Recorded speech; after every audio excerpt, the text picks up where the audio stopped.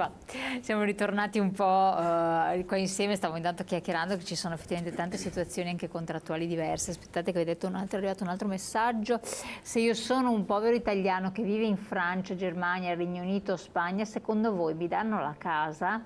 Chi lavora da 20 anni non vi è problema perché ha contribuito al mantenimento del sistema, ma quelli che giungono senza controlli e regole, puntini puntini, però ribadiamo quelli senza controlli e regole se non sono assegnatari di case popolari nella fattispecie. Sono costretti a scappare di là perché li hanno impoveriti. Multinazionali, per il petrolio, questo bisogno di discorsi, quelli sono i discorsi, se no starebbero là. I diamanti ce li hanno loro. In Germania, in Inghilterra, in Francia, in Spagna, la casa, se siamo dei residenti c'è il sistema case popolari. Anche in Francia, sì. C'è il sistema case popolari? Sì. Beh, loro ce l'hanno di più, hanno un patrimonio molto più alto, Germania, Olanda, Danimarca, anche Inghilterra. Che cosa chiedete sostanzialmente? Quindi un po' accennato Renato Bressan, voi come sindacato che cosa chiederete puntualmente? Quindi quali sono gli aspetti che sono importanti? Ci sono due aspetti, come accennava prima, che devono essere focalizzati bene. C'è una parte che riguarda la modifica della legge. La modifica della legge non la può fare la Giunta e quindi bisogna andare in Consiglio. E per modificare il limite che si diceva prima bisogna per forza passare in Consiglio. L'idea nostra era quella, visto che si aggiusta... Che limite proponevate?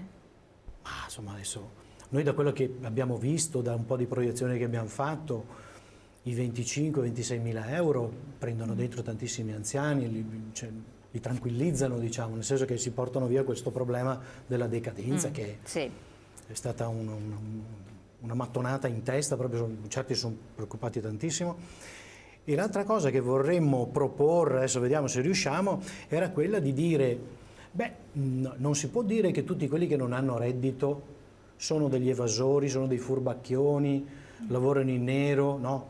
Perché noi diciamo che ci sono tantissime persone che sono costrette a lavorare in nero, ma ci sono anche persone che non riescono a lavorare perché hanno problemi di salute ma hanno una pensione bassa, delle 500, le 600 euro, che però per legge sono costretti a pagare 40 euro minimo. Poi gli fanno il conto attraverso... 44 perché c'è l'IVA? Bravo, sì, quella è una cosa che bisogna togliere, quella è il cacciavite che bisogna togliere via, ma al di là di quello ci sono questi 40 euro che sono scritti in legge, no? Quindi se devo rivedere il limite massimo, la richiesta che faremo noi è anche quello di andare a togliere i 40 euro, perché non deve mica, molti si meravigliano, dice sta nelle case, paga 10-20 euro, sì, ma ha una pensione di 280, di 500 euro, 580. Se si prova ad andare a fare una simulazione sul sito dell'Istat e gli si dice sono da solo, abito nel Veneto a nord, quanto devo avere per riuscire ad arrivare a fine mese?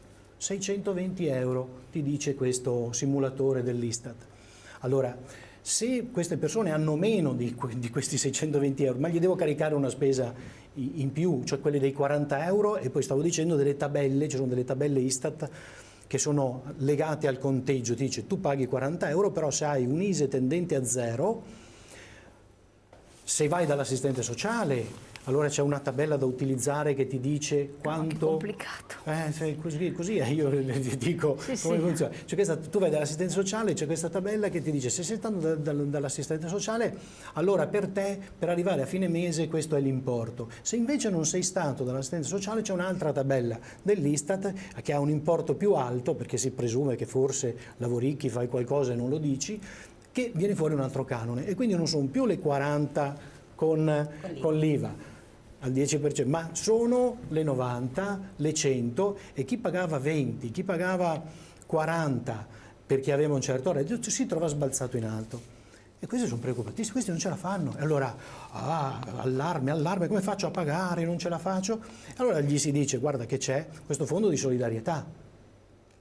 Fondo di solidarietà, nessuno lo conosce. Noi stiamo provando a Cittadella, in altri piccoli comuni, per capire come lo vogliono utilizzare questo fondo di solidarietà, nessuno sa niente. E quindi questi iniziano adesso a girare per i comuni per vedere come, perché il comune che lo deve far funzionare questo fondo di solidarietà, nessuno sa niente. Con il comune di Padova adesso inizieremo le prove tecniche per vedere come fare l'approccio, perché la preoccupazione di queste persone, giustamente, dopo 4 mesi c'è lo sfatto per morosità. E quindi i soldi come arrivano, come si fa a fare il riparto, insomma, quindi aggiustare verso il basso. Siamo in chiusura, una battuta di chiusura. Poi c'è tutta la parte del regolamento che vabbè mi tralascio. Una battuta. Allora, riferendomi a quello che diceva prima Brombin, noi abbiamo in un'assemblea trovato una signora, 800 euro tra pensione e accompagnatoria, figlio disabile, l'affitto passa da 38 a 98 euro più le spese condominiali. Diventa ingestibile, ci sono le spese condominiali da pagare, diventa impossibile vivere. Ripeto, il problema non è il mio vicino di casa straniero. Il problema è la Regione Veneto e sono le politiche della Regione Veneto. Bressan, chiudiamo. Ma l'appello che facciamo a questo punto alla Regione per davvero di mettersi seriamente, tra l'altro l'hanno capito che c'è un problema, cioè la Lanzarin ha capito benissimo che c'è un problema. Quindi verrà affrontato. Zaia lo ha capito benissimo. Il problema vero è che bisogna sederci al tavolo con i soggetti, a partire dal SUNIA, dal sindacato degli inquilini, le organizzazioni, eccetera, eccetera, perché bisogna trovare una soluzione tecnica, politica, ma che metta in salvaguardia, come dire, quella larga fetta di pensionati in particolar modo, ma non solo pensionati, che per davvero stanno vivendo un dramma. Non è giusto far vivere un dramma a queste persone, sono verso la fine magari spesso della loro vita, non dobbiamo fargliela passare in questa maniera. Assolutamente, io vi ringrazio della vostra presenza, se ci sarà occasione anche in proseguo riaffronteremo questi temi perché mi sembrano anche molto importanti.